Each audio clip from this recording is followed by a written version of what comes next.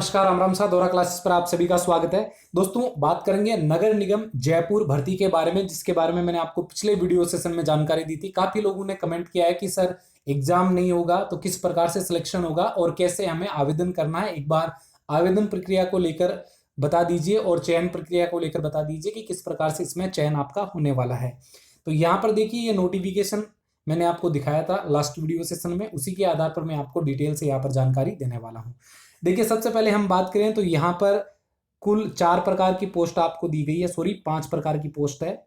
वरिष्ठ तकनीकी सहायक की पोस्ट है, फिर कनिष्ठ तकनीकी सहायक की पोस्ट है, फिर लेखा सहायक की पोस्ट है, और उसके बाद में बात करें तो यहाँ पर आपकी पोस्ट रहने वाली है MIS मैनेजर की, और उसके बाद शहरी रोजगार सहायक की। ठीक है, सब में यहाँ पर सैलरी के बारे में बताया गया। इसमें 40,000 सैलरी है, इसमें 30,000, इसमें 25, इसमें भी 25, और शहरी रोजगार सहायक के लिए 15,000 पर मंथ आपकी सैलरी रहने वाली है। कुछ लोगों ने ये बोला कि सर जयपुर से बाहर वाले आवेदन कर सकते हैं क्या? तो बिल्कुल आवेदन कर सकते हैं। जो भी योग्य उम्मीदवार है वो आवेदन कर सकते हैं, कोई दिक्कत वाली बात नहीं है। बस इसका जो एप्लीकेशन फॉर्म का फॉर्मेट है वो ऑफलाइन है, ऑनलाइन इसमें आवेदन नहीं होगा। एक बच्चे ने लिखा था कमेंट में कि सर आपने बताया नहीं आवेदन कैसे करना है, आपने तो आधी जानकारी दी है, जबकि मैंने 2 बार ये बोला था कि ऑफलाइन फॉर्म है। आपको फॉर्म का फॉर्मेट डाउनलोड करना है, प्रिंट आउट निकालना है, उसको भरना है, उसमें इंपॉर्टेंट डॉक्यूमेंट्स जितने भी है वो लगाने हैं। उसके बाद में आपको ये जमा करवाना। आप व्यक्तिगत रूप से भी जाकर जमा करवा सकते हैं या फिर आप बाय पोस्ट भी भेज सकते हैं। इसके बारे में देखिए, यहां पर हमें जानकारी दी गई है। मैं एक बार पुनः आपको डिटेल से बता दूंगा सारी बातें। शर्त यह है कि वीडियो को पूरा और ध्यान से देखा करें ताकि आपको सभी तरह की जानकारियां मिल सके। देखो, यहां लिखा है इच्छुक अभ्यर्थी अपना आवेदन मैं स्वप्रमाणित शैक्षणिक योग्यता जाति प्रमाण पत्र के दस्तावेजों सहित दिनांक 24/6/2022 को सायं 6 बजे तक कार्यालय नगर निगम जयपुर हेरिटेज सेल में व्यक्तिगत या डाक के द्वारा प्रस्तुत कर सकता है। ठीक है, ये कार्यालय जो है ना हेरिटेज जयपुर नगर निगम का, इसमें आपको जमा करवाना है। पहली बात तो ये। दूसरी बात ये कि 24/6/2022 इसकी अंतिम तिथि है। 24/6/2022 को शाम 6 बजे तक आप ये आवेदन जमा करवा सकते हैं या आप डाक द्वारा भेज सकते हैं। ठीक है, इसके बाद में इंपॉर्टेंट चीजें मैं आपको बता देता हूं। ठीक है, देखिए ये एप्लीकेशन फॉर्म का फॉर्मेट है। ठीक है, ये आपको टेलीग्राम चैनल पे मिल जाएगा। टेलीग्राम चैनल का लिंक मैंने आपको डिस्क्रिप्शन बॉक्स में दिया है और फर्स्ट कमेंट में भी दिया है, वहां से जाकर आप ज्वाइन कर लेना। वहां पर आपको ये मिल जाएगा, डाउनलोड कर लेना, प्रिंट आउट निकाल लेना और फॉर्म भर के जमा करवा देना। ठीक है, यहाँ आपको अपनी फोटो लगानी है। सबसे पहले यहाँ पर आवेदक का नाम आएगा हिंदी और इंग्लिश दोनों में, फिर पिता का नाम या पति का नाम, फिर लिंग आपको बताना, महिला पुरुष दोनों आवेदन कर सकते हैं। ठीक है, और पद का नाम बताना जिस पद के लिए आप आवेदन करना चाहते हैं। इसमें 5 प्रकार के पद है। मान लीजिए आप शहरी रोजगार सहायक के पद के लिए आवेदन करना चाहते हैं तो यहाँ पर लिख दीजिएगा शहरी रोजगार सहायक। उसके बाद में जाति बतानी है और जाति प्रमाण पत्र का क्रमांक बताना है। उसके बाद आवेदित वर्ग आपको बताना है और कौन से वर्ग से, जैसे SC ST OBC, जिस भी वर्ग से आप आवेदन कर रहे हैं वो वर्ग बताना है। फिर जन्म तिथि आपको बतानी है और जन्म तिथि का प्रमाण पत्र आपको लगाना है, या आप 10वीं की मार्कशीट इसकी जगह लगा सकते हैं, वो काम आ जाएगी। आयु की जो गणना है वो 1/1/2023 से की जाएगी। तो 1/1/2023 को आपकी उम्र कितनी हो रही है वो आपको यहाँ बताना है। मूल निवास बताना है, स्थायी पता बताना है और पत्र व्यवहार का पता आपको बताना है। उसके बाद में मोबाइल नंबर, जो वैलिड मोबाइल नंबर है जो चालू रहता है, वो नंबर देने हैं। आधार संख्या बतानी है और ईमेल आईडी बतानी है ताकि आपको अपडेट मिलती रहे। और यहाँ पर शैक्षणिक योग्यता बतानी है और शैक्षणिक योग्यता का प्रमाण पत्र भी लगाना है। अब यहाँ पर देखिए, सबसे पहले माध्यमिक जो आपकी स्तर की पढ़ाई है उसका यहाँ पर ब्यूरो देना है। उसके बाद सीनियर सेकेंडरी की जो मार्कशीट है उसकी डिटेल है। उसके बाद स्नातक, उसके बाद डिग्री डिप्लोमा है तो उसकी डिटेल, और स्नातकोत्तर की डिटेल आपको यहाँ पर भर देनी है। ठीक है, उसके बाद में यहाँ पर देखिए लिखा हुआ है समस्त संलग्न दस्तावेज स्व हस्ताक्षरित, साफ सुथरे एवं छाया प्रतिलिपि फोटोकॉपी होना चाहिए। आपको ओरिजिनल डॉक्यूमेंट नहीं भेजने हैं, आपको फोटोकॉपी निकलवानी है, उन पे खुद का साइन करना है और सभी डॉक्यूमेंट इस फॉर्म के साथ में लगा देना है। ठीक है, किसी प्रकार की काट छाट अशुद्धि होने पर, दस्तावेज सही दर से नहीं होने पर समस्त जिम्मेदारी आवेदक की होगी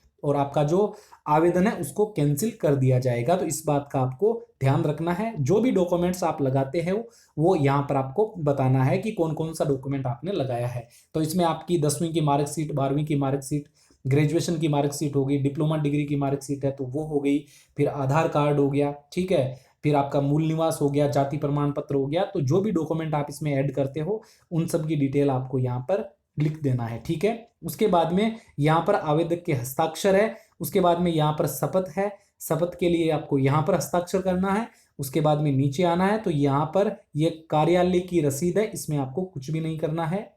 और इसके बाद में यहाँ नीचे आते हैं तो देखिए यहाँ पर आपके कोई संतान है तो उसकी जानकारी देनी है। 1/6/2022 को जीवित संतानों का विवरण देना है, और 1/6/2002 से पश्चात जो बच्चे उत्पन्न किए हैं आपने उनकी जानकारी यहाँ देनी है, और यहाँ 1/6/2002 से पहले के बच्चों का विवरण देना है, ठीक है। और यहाँ जन्म तिथि भी बतानी है, अगर आपके बच्चे हैं तो, नहीं है तो इसको खाली छोड़ देना, ठीक है। और उसके बाद में यहाँ नीचे आते हैं तो यहाँ पर देखिए फिर से विस्तृत विज्ञप्ति आपको देखने को मिल जाती है। तो इसके अंदर हमें जो वैकेंसी है उसकी डिटेल दी गई है कि कौन सी पोस्ट के लिए कितने पद है, तो यहाँ से आप देख सकते हैं। इसके बारे में मैंने आपको पहले भी जानकारी दे दी है। इसके बाद में आगे बढ़ते हैं। जितने भी लोग धोरा क्लासेस पर नए हैं वो चैनल को जरूर सब्सक्राइब कर ले, ताकि आपको सही समय पर सटीक जानकारी मिलती रहे, ठीक है। इसके बाद में यहाँ पर शैक्षणिक योग्यता के बारे में बताया गया, जिसकी जानकारी मैंने आपको पिछले वीडियो में दी है।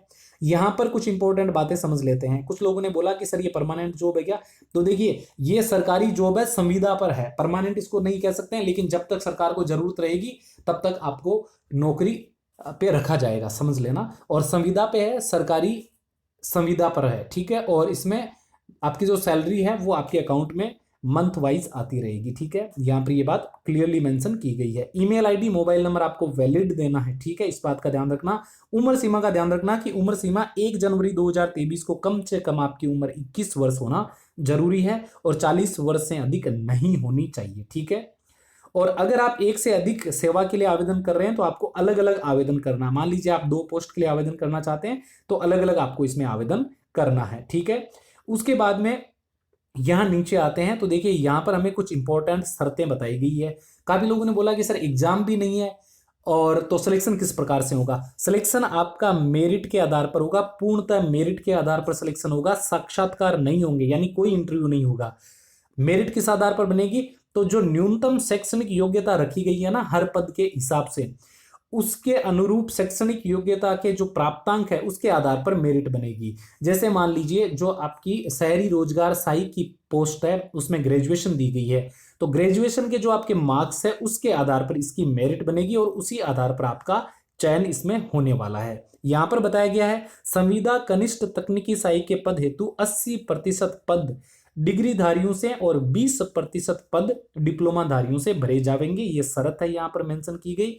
उसके बाद में देखिए शहरी रोजगार सहायक संविदा पद हेतु स्नातक प्लस RSCIT उत्तीर्ण होना आवश्यक है, परंतु मेरिट लिस्ट साधारण केवल स्नातक डिग्री के प्राप्तांकों के आधार पर ही बनेगी। RSCIT के जो मार्क्स है वो इसमें काउंट नहीं किए जाएंगे, उसमें आपके कम ज्यादा मार्क्स है उससे कोई फर्क नहीं पड़ने वाला है, ठीक है।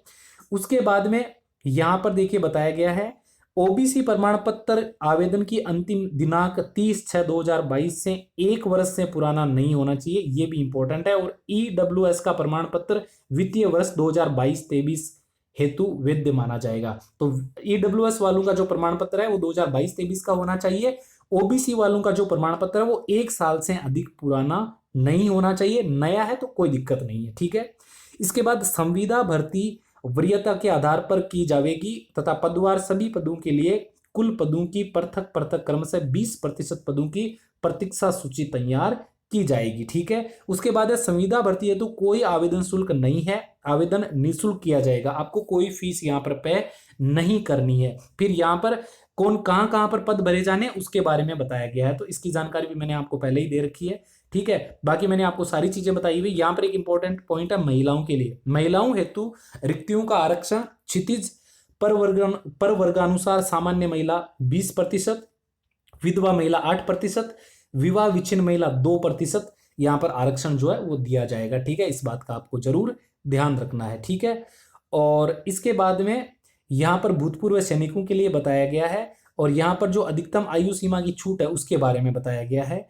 और इसके बाद में आगे बढ़ते हैं तो कुछ अन्य योग्यताएं बताई गई जिसमें आपका स्वास्थ्य अच्छा होना जरूरी है, आपका चरित्र भी अच्छा होना जरूरी है। यहाँ पर ये बताया गया है कि 6 महीने से पहले न हो, ये आपका ये बताया गया है कि इसमें देखिए मैं आपको बता देता हूँ, यहाँ पर थोड़ा सा जूम करना पड़ेगा, ये PDF क्लियर नहीं है ना, इस वजह से यहां देखिए बताया गया है चरित्र। सेवा में सीधी भर्ती के लिए आवेदक का चरित्र ऐसा होना चाहिए कि जिससे कि वह उक्त पद पर नियुक्ति के लिए योग्य हो सके।